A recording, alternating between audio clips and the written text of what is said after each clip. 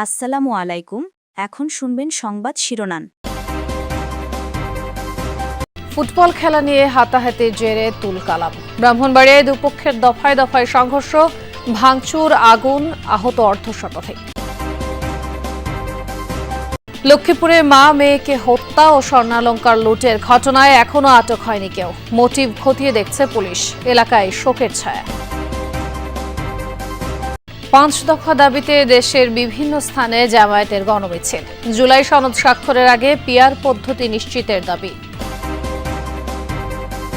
মানিকগঞ্জে মামলা থেকে আওয়ামী লীগ নেতাদের নাম বাদ দিতে বাদীকে চাপ প্রয়োগের অভিযোগ। এনসিপির ২ নেতার ভয়ে পালিয়ে বেড়াচ্ছেন বলেও দাবি জুলাই যোদ্ধার।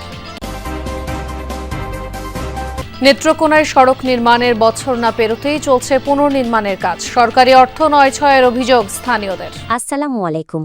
এতক্ষণ দেখছিলেন সংবাদ শিরোনাম, এখন দেখবেন বিস্তারিত। ব্রাহ্মণবাড়িয়ার আশুগঞ্জে ফুটবল খেলাকে কেন্দ্র করে দুপক্ষের সংঘর্ষে আহত হয়েছেন অর্ধশতাধিক মানুষ। এ সময় বেশ কয়েকটি বাড়িঘর ভাঙচুর করা হয়। খবর পেয়ে ঘটনাস্থলে গিয়ে পরিস্থিতি নিয়ন্ত্রণে আনে পুলিশ ও সেনাবাহিনী। আহতদের উদ্ধার করে স্থানীয় বিভিন্ন হাসপাতালে ভর্তি করা হয়েছে। দিনের শুরুতেই উত্তপ্ত হয়ে ওঠে ব্রাহ্মণবাড়িয়ার আশুগঞ্জের দুর্গাপুর বাজার এলাকা। দেশীয় অস্ত্র নিয়ে সংঘর্ষে জড়ায় দুপক্ষ। আতঙ্ক ছড়ায় আশপাশের এলাকাতেও। স্থানীয়রা জানায়, বৃহস্পতিবার বিকেলে ফুটবল খেলাকে কেন্দ্র করে বড়বাড়ি ও মুন্সিবাড়ি গ্রামবাসীর মধ্যে বাকবিতণ্ডা ও হাতাহাতি হয়। এরই জের ধরে শুক্রবার সকালে সংঘাতে জড়ায় দুপক্ষ। এ সময় বেশ কয়েকটি বাড়িঘরে ভাঙচুর ও আগুন দেয়া হয়। ৪ ঘন্টা ধরে চলে সংঘর্ষ। খবর পেয়ে ঘটনাস্থলে গিয়ে পরিস্থিতি নিয়ন্ত্রণে আনে পুলিশ ও সেনাবাহিনী। গতকালকে একটা ফুটবল খেলাকে কেন্দ্র করে নিজেদের মধ্যে একটা হাতাহাতির ঘটনা ছিল, সেটাকে কেন্দ্র করে আজকে একটু মারামারিটা বড় হয়েছে।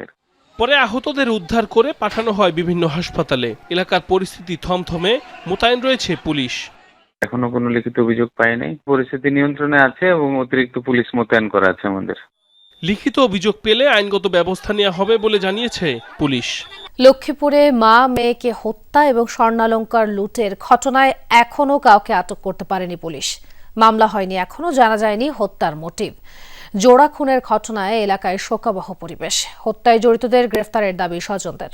পাড়া প্রতিবেশীদের ভিড় একটি বাড়ি ঘিরে। এখানেই মিলেছে মা মেয়ের মরদেহ। লক্ষ্মীপুরের রামগঞ্জে ঘরে ঢুকে মা মেয়েকে হত্যার ঘটনায় হতবাক স্থানীয়রা। এলাকা জুড়ে শোকের মাতম। ক্রোকারিজ ব্যবসায়ী মিজান ও সন্তান তানহা আক্তার মিম আর স্ত্রী জুলেখা বেগমকে নিয়ে থাকতেন চণ্ডীপুর এলাকায় নিজ বাড়িতে। বৃহস্পতিবার সন্ধ্যায় কিছুক্ষণের জন্য বাজারে যান মিজান। ফিরে এসে মেঝেতে পড়ে থাকতে দেখেন স্ত্রী সন্তানের নিথর দেহ। আমি দৌড়াই আমার বন্ধুর সাথে গিয়ে দেখলাম আমার সাদা ফ্লোর পড়ে রয়েছে, আর ওই আমার শ্বশুর মেয়ে দোতলায়, উনি অজ্ঞান হয়েছে, অনেক লোকজন আছে। পরে আমি ওটা দেখি, আমি নিজেও আর কোনো দূরে করলাম। সবগুলো গেট খোলা। ওদের আমি আমার আম্মারে নিয়েছি, বোনের কাউরে খুঁজে পাই না পাওয়ার পর আমি 22 নম্বরে কল দিলাম, দেখলাম ও আমার বোনের রুমে মোবাইল। ওদের খুঁজতে পরে উপরে যাই, উপরে যাওয়ার পর দেখি ওনার রুমে আমার রক্তাক্ত পড়ে গেছে। মিজানের চিৎকার শুনে ছুটে যায় প্রতিবেশীরা।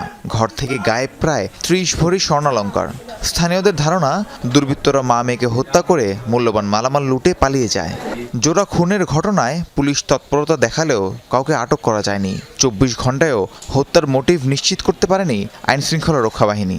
পিআর পদ্ধতিতে নির্বাচন সহ ৫ দফা দাবিতে দেশের বিভিন্ন স্থানে গণমিছিল ও বিক্ষোভ করেছে জামায়াতে ইসলামী। জুমার নামাজের পর রংপুর মহানগরীর টাউন হলের সামনে থেকে গণমিছিল বের করে জামায়াতের নেতাকর্মীরা। সুপারমার্কেট মোড়, পায়রা চত্বর, প্রেস ক্লাব হয়ে শাপলা চত্বরে গিয়ে গণমিছিলটি শেষ হয়। সমাবেশে বক্তারা বলেন, জুলাই সনদ বাস্তবায়নের মাধ্যমেই ফেব্রুয়ারিতে নির্বাচন করতে হবে, দৃশ্যমান করতে হবে বিচার সংস্কারও। জুলাই আন্দোলনের আকাঙ্ক্ষা বাস্তবায়ন না হলে দেশে মহাসংকটে পড়বে বলেও মন্তব্য করেন তারা। একই দাবিতে নারায়ণগঞ্জে বিক্ষোভ সমাবেশ ও মিছিল করেছে মহানগর জামায়াত ইসলামী। দুপুরে জুমার নামাজের পর শহরের মিশন পাড়ায় সমাবেশ শেষে মিছিল দিয়ে গুরুত্বপূর্ণ সড়ক প্রদক্ষিণ করে দলটির নেতাকর্মীরা। এ সময় জুলাই সনদ স্বাক্ষরের আগে পিআর পদ্ধতি নিশ্চিত করা সহ বিভিন্ন দাবি তুলে ধরেন তারা। পাশাপাশি ফ্যাসিবাদের দোসরদের বিচার নিশ্চিতের তাগিদও উঠে আসে গণমিছিল থেকে। এছাড়াও বরিশাল, কুমিল্লা সহ বিভিন্ন জেলায় গণমিছিল ও বিক্ষোভ করে দলটি। মানিকগঞ্জে জুলাই আন্দোলনে হামলা মামলা থেকে আওয়ামী লীগ নেতাদের নাম বাদ দিতে বাদীকে চাপ দেওয়ার অভিযোগ উঠেছে এনসিপি নেতাদের বিরুদ্ধে। মামলার বাদী জুলাই যোদ্ধা সাদিকুল ইসলাম রাব্বি এখন প্রাণ ভয়ে পালিয়ে বেড়াচ্ছেন। এ বিষয়ে কেন্দ্রীয় এনসিপি বরাবর এবং থানায় লিখিত অভিযোগও হয়েছে। স্থানীয় এনসিপি নেতারা অভিযোগ অস্বীকার করে এটিকে ষড়যন্ত্র বলছেন। 2024-এর 4 আগস্ট ছাত্র জনতার আন্দোলনে গুলি আর হামলার ঘটনা ঘটে মানিকগঞ্জ বাসস্ট্যান্ড এলাকায়।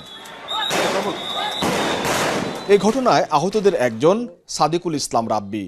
এখনও শরীরে বয়ে বেড়াচ্ছেন 2 শতাধিক রাবার বুলেট। 4 আগস্ট হামলা মামলার বাদী তিনি। অভিযোগ উঠেছে মামলা থেকে জেলা ছাত্রলীগের সাবেক সভাপতি দেওয়ান মতিন সহ আওয়ামী লীগ নেতার নাম বাদ দিতে চাপ দিচ্ছেন এনসিপির স্থানীয় 2 নেতা। রাব্বির দাবি প্রাণনাশের হুমকিতে পালিয়ে বেড়াচ্ছেন তিনি। ন্যায় বিচার পাওয়ার জন্য মামলাটা করছিলাম, তো এখন এনসিপির নেতারা আমাকে বিভিন্নভাবে ভয়ভীতি দেখাচ্ছে। বাড়িতেও থাকতে পারতেছি না বিগত 20-25 দিন যাবত। বলছে যে এরকম মেহেরপুরে আরেকজন মামলার বাদী ছিল, তো উনি গুম হয়ে গেছে, পরে ওনার লাশ পাওয়া গেছে। তো এরকম ঘটনা তো আমার ক্ষেত্রেও ঘটতে পারে। এনসিপির 2 শীর্ষ নেতার বিরুদ্ধে এমন অভিযোগ ওঠার পর ব্যাপক আলোচনার জন্ম নিয়েছে। তবে বিষয়টিকে ষড়যন্ত্র হিসেবে দেখছেন অভিযোগের দিক থেকে নাম ওঠা ওই 2 নেতা। আওয়ামী লীগের ফ্যাসিস্টদের পক্ষে আমাদের কোনো আইনগত সহায়তাও আমরা কাউকে দিচ্ছি না। এরকম কোনো উকালতনামাও মানিকগঞ্জ কোর্টে দেখাইতে পারবে না। যদিও প্রমাণ দিতে পারে আমি ওকে হুমকি দামকি করছি, আমি আইনের আশ্রয়ে যে শাস্তি হবে আমি মাথা পেতে নেব। রাব্বিকে আমি চিনি না, রাব্বির মামলা সম্পর্কে আমার কোনো ধারণা নেই এবং ওই মামলার আসামিকে সেই সম্পর্কেও আমার কোনো ধারণা নেই। এরই মধ্যে লিখিতভাবে জানানো হয়েছে থানা এবং কেন্দ্রীয় এনসিপিকে। কেন্দ্র থেকে জানানো হয়েছে ঘটনাটি তদন্ত করবে শৃঙ্খলা টিম। পুলিশও বলছে তদন্ত করে নেওয়া হবে আইনগত পদক্ষেপ। নেত্রকোনায় এলজিইডির নির্মাণ করা একটি সড়কের বছর না পেরোতেই সেটি পুনর্নির্মাণ করছে মদন পৌরসভা, যাতে ব্যয় ধরা হয়েছে প্রায় 2 কোটি টাকা। অথচ স্থানীয়রা বলছেন সড়কটিতে ছিল না কোনো খানাখন্দই। 1 বছরের মাথায় একই সড়ক ফের নির্মাণে সরকারি অর্থের 9-6-এর যোগসাজশ দেখতে পাচ্ছেন স্থানীয়রা।